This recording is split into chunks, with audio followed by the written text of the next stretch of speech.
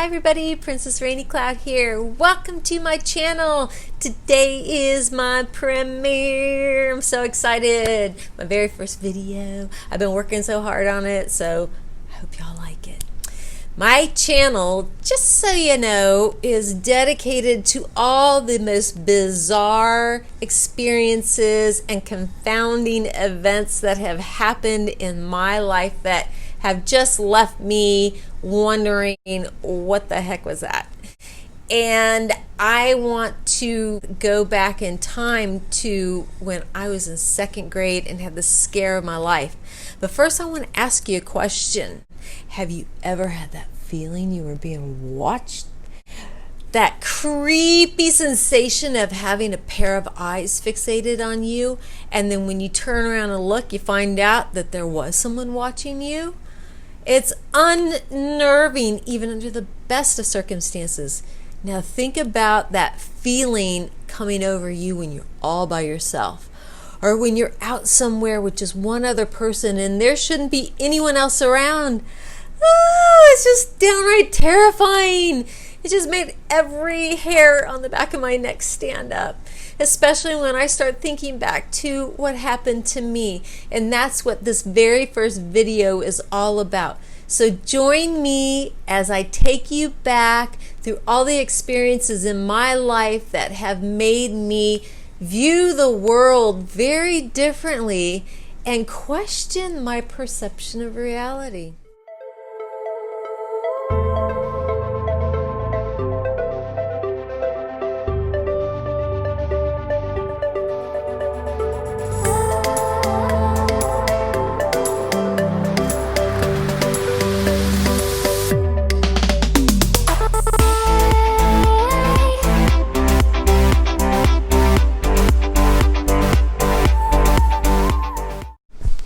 Okay, so like I said, let's go back in time to second grade me. And my family and I had just relocated from Scottsdale, Arizona, which is a suburb of Phoenix, to a very small town in northern Arkansas, just south of the Missouri border, called Mountain Home. There wasn't a lot of homes to choose from, so especially in the rental market, so my parents kind of had to go with what they could find, and they secured a really cute little 3-bedroom house, split level, had a fireplace and a really nice big back deck. But the only problem was it was like miles from town, and the house was basically way off down this highway. Once you got to the property we lived on, then you had to turn and go down this gravel drive that really was a considerable driveway. There we were living in the woods. Father, my mother, my 2 older sisters, and my younger sister. I was 7, my younger sister was 4, and then the 2 older sisters, one was 14 and the eldest was 17. My father drove, but my mother never learned how to drive throughout her whole life.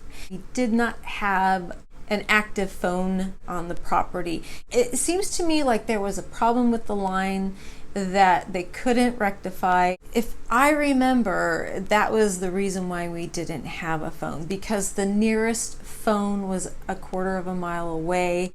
It was a payphone out in front of the little convenience store that was just down the highway going towards town. It was okay at first, but then my father ended up having to go work somewhere else, and there we were living out in the middle of nowhere. No personal transportation, no phone to call for an emergency, and no firearm to protect ourselves. 5 women, or 5 females I should say, all ages. You're putting yourself in definitely a bad position, but I just really had fun exploring the woods. It was actually a really great fun place for a kid to be. We all rode the same bus to school, so we would have to get up really early because we were the second stop. So that meant we were we were out there waiting for the bus when it was really dark outside. We never really took it as like it was really dangerous. It was just, in the dark, and how kids are with the dark. But because the gravel driveway up to the road was so long, we would actually cut through the woods to get to the highway quicker. In those woods, there were stone foundation to an old cabin. It still had like a little set of stairs that was attached to it, and then it also had an abandoned outhouse that was a part of that cabin situation. So when you'd walk by it, you'd see these old ruins. You could feel the history. I was always really sensitive, so I could just pick up on all that, those vibes left over on any kind of old historical property. But it was just there, it was actually made our woods even more interesting. We would find all these old Civil War relics, cannons and whatnot. So it was always really quite the interesting trek if you went walking through our woods. I was undiagnosed with ADD or ADHD. School was very challenging for me. I couldn't stay focused. I had a hard time completing my assignments. So it was a struggle, and that created a lot of anxiety because my teacher either thought I wasn't applying myself. It was just a struggle. My teacher didn't like me. She had even spanked me once in the middle of class. That was back when teachers, especially in the South, they used to be able to get away with that a little bit easier. So it would create anxiety. This one day I woke up and I felt really sick to my stomach, and I'm certain it was school related, all the anxiety that went with that. And my mom let me stay home because of the fact that she knew if she sent me and it wasn't clearing up, that she would end up having to figure out how to come get me. And my father was working somewhere else at the time, so we didn't have transportation. So I stayed home. My older sisters went off to school. It was just my mom and me, and then of course my little sister. We had lunch and my mom put her down for a nap, and once she was asleep, she asked me if I wanted to go for just a little walk up to go check the mail. So she locked the door behind her and we proceeded through the woods. Now it was a beautiful fall day. It was I want to say it was like either really late September or early October, but I know it was before like Halloween. It hadn't quite become as chilly as it would get towards the end of October. So we were walking and just enjoying the day, and all the leaves were like starting to change. And I'm a kid, so I'm looking for rocks and looking for pine cones, and I love to collect acorns. So we go up, we get the mail, and we're coming back. And of course, I'm a kid, so I'm looking at these things out of my peripheral vision, just keeping it checked. Just, you never know. Never know when something might come crawling out. But I wasn't really expecting it. I think I was more, as a kid, like worried about ghosts or, stuff like that. I might think about sometimes, but still, I kept all that in the realm of fantasy. So there we are walking back through the woods, and a fear hit me that I can't even describe. And I felt I was being watched. So I felt this fear, and that, like I mentioned earlier, did you ever get the feeling you were being watched? It is that feeling like there are eyes just like fixated on you. And I don't know about you, and I want to hear in the comments below if you have this happen to you, but I immediately know exactly where it's coming from. The direction it's coming from. And by this time we're walking back, and my mother is now, she's on my left side. I'm to her right and just a little bit behind her. And as we're walking along and I get this fear and this feeling that I'm being watched, I kind of like just lean back and I look in the direction that I feel the eyes coming from. And it was the outhouse. And my eyes met a pair of eyes looking back at me through the moon cutout that's in the very top of the door of the outhouse. That means they were either really tall or they were standing on something, but they were just watching it. And when your eyes meet eyes with someone else, you know it. There's no mistaking it, because there's a exchange of information. And I felt that, and I just kind of turned, and I remember reaching down and grabbing my mom's hand and squeezing it really hard and saying, "We've got to go."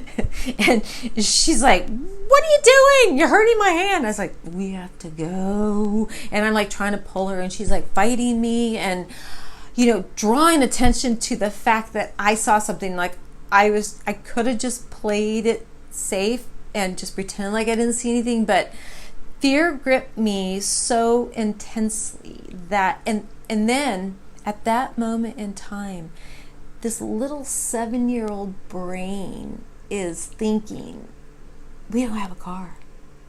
We don't have a phone. If this is an axe murderer, we don't even have an axe to fight him with. We are screwed. We're screwed. So I'm pulling my mom, and I'm like, "Come on, we gotta go. And she's like, stop it. And I just didn't care. I dragged this little 7-year-old kid, and I was just a little kid. I dragged this full-grown woman through the woods with basically her feet flailing behind her, because I was not gonna be killed by an axe murderer that's hiding in this godforsaken abandoned outhouse. All right. So we get to the door, and she's like, taking her time. It's like, "Open the door, unlock the door, give me the keys." She's like, stop it. And I'm like, get in the door, get in the house. And so we get inside the house, and I'm shutting the door, and I'm locking it, and freaking out. And the first thing that I realize is my sister, my little sister. So I ran to our room, and thankfully she was in her bed, sound asleep. And so I, checking all the windows, I'm checking the sliding door. And then I realized the basement. So I ran down into the basement, and I came up, and I was just like, and I'm like drawing the curtains, and I'm just like, "Oh my God, we're going to die." And she's like, "What is wrong with you? What has gotten into you?" And I said, there's someone. I saw someone in the outhouse. And she said, "What are you talking about?" I said, "I felt somebody was watching me," and I turned around, and I met eyes with someone that was looking out of the hole of the door in the outhouse. And I recreated this picture so that you can get a sense of what I experienced. Now, I saw 2 eyes, but they were so like back in the dark, like just just this little bit of eye, this area just of the eyes. And I just remember they were really dark. They were kind of dark, but it was also kind of shadowed, but they were kind of back in. And my whole world spun around when I saw that.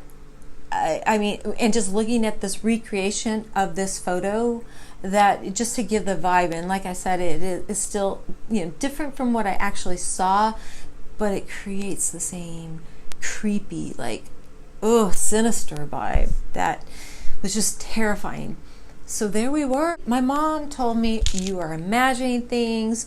You probably saw just like leaves. Like insinuating that I was just made eye contact with some leaves, or pareidolia, or whatever you want to call it."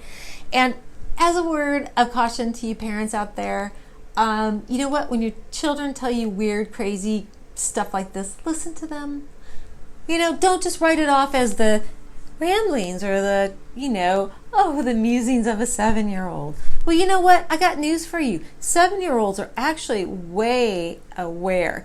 In fact, I learned in my psychology class that it's those first, especially those first 3 years, but those first 7 years when children are the most aware, and that's when they learn the most. They are observant of everything. So the fact that I felt this, I was sensitive to this presence, And I immediately went to the door of this outhouse and locked eyes with this. And it was the perfect place for a set of eyes to be looking, peeking at from the hole in the outhouse door. They were covered. They thought they were going to just walk. I don't know what they were planning.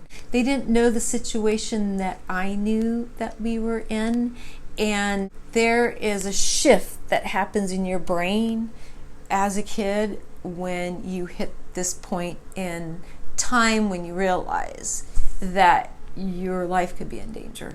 You've never experienced that before, and it's truly horrifying. Needless to say, the rest of that afternoon was I was on pins and needles. I had all the curtains drawn and I was peeking out, I was standing guard, and my mom's just like making light of it like it was nothing. And I'm thinking to myself, tomorrow I have to go back to school. I have to walk through these woods. And never mind tomorrow, I'm still waiting for my sisters to return from school, and we could have this crazy axe murderer out there in the woods that's going to take them out first and then come finish us off. Especially if he doesn't see that the police are arriving anytime soon. Terrified. I was terrified. So eventually, of course, like I said, we were the first ones on the bus, so of course we're the last ones off the bus. And I hear voices, and I realize it is my two sisters coming home from school.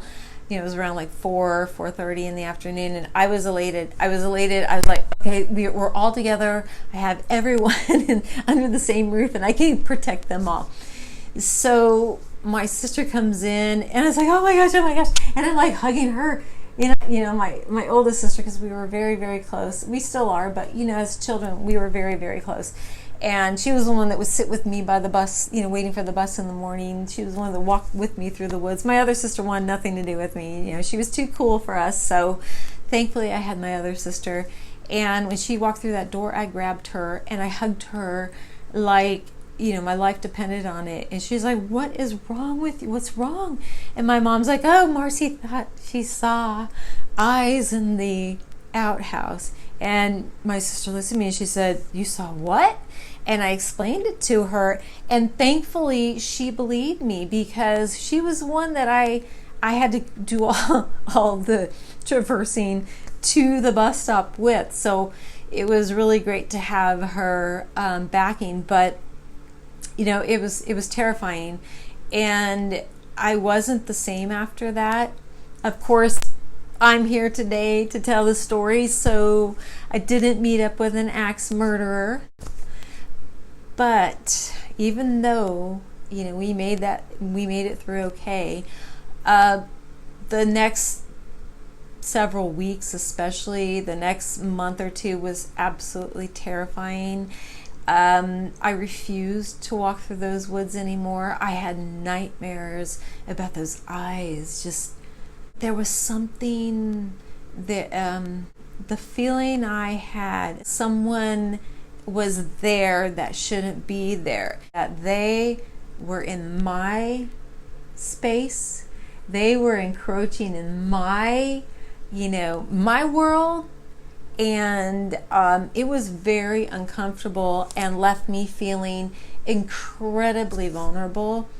So I really wanted to share that. I want to know from y'all if you've ever had anything like this happen to you. And also, if you're enjoying this video so far, please like it, and also subscribe. And don't forget to hit all the notifications so that you won't miss a single video. I wanted to know, what do other people think about outhouses? Do other people have people looking at them? It's such a scary, icky thing. So I thought for sure there's something that I could dig up that would, kind of corroborate the creepy factor. Like I need to corroborate a creepy factor over an abandoned outhouse. But anyways, one of the things I wanted to share with you about the outhouse is a scary ancient legend that comes from Korea called the Chuksin. Now the Chuksin is the outhouse goddess. She was banished to the outhouse, doomed to live all eternity hanging out in an outhouse. This originated with those really old outhouses. It was dark. It was quite a ways away from the main house. It was scary to go to in the first place. The legend has it that anyone who was approaching to use the facilities had to cough 3 times before entering to allow the Chuksin to get herself together, because she's spending her time, it says, counting her hairs to keep herself busy. So she is one pissed off goddess. I would be. They say that if you don't alert her and give her time to shy away, then you're going to suffer the consequences. Worse than eyes looking at you in the outhouse. She strangles you with her long hair that she's been spending eternity counting. And if you by chance manage to escape her grasp and live to tell the story, it's said that many maladies will follow you throughout your day. So yeah, you might want to avoid Korean outhouses, and if you have to use one, don't forget to cough 3 times. So there you have it, guys. I hope you enjoyed it.